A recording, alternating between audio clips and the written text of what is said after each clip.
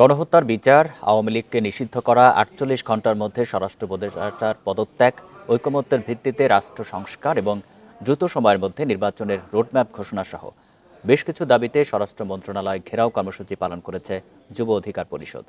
এ সময় তারা মন্ত্রিপরিষদ সচিবের কাছে স্মারকলিপি দেয়। গণ অধিকার পরিষদের সাধারণ সম্পাদক মোহাম্মদ রাশেদ খান অভিযোগ করেন, অন্তর্বর্তী সরকারের সহযোগিতায় বুধবার মধ্যরাতে সাবেক রাষ্ট্রপতি ও হত্যা মামলার আসামি আব্দুল হামিদ দেশ ছেড়েছেন। এর প্রতিবাদেই স্বরাষ্ট্র মন্ত্রণালয় ঘেরাও কর্মসূচি পালন করছে যুব অধিকার পরিষদ। এর আগেও আওয়ামী লীগের সাধারণ সম্পাদক ওবায়দুল কাদের সহ অনেক এমপি একইভাবে সরকারের সহযোগিতায় দেশ ছেড়ে পালিয়ে যায়। গণ অধিকারের মিছিল জাতীয় প্রেস ক্লাবের সামনে থেকে রওনা হয়ে সচিবালয়ের সামনে গিয়ে শেষ হয়। পরে ১০ সদস্যের একটি প্রতিনিধি দল মন্ত্রিপরিষদ সচিবের কাছে স্মারকলিপি দেয়।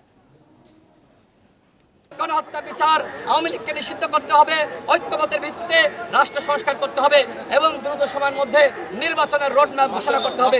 তারা সেটি না করে তারা আওয়ামী লীগের পুনর্বাসন করছে।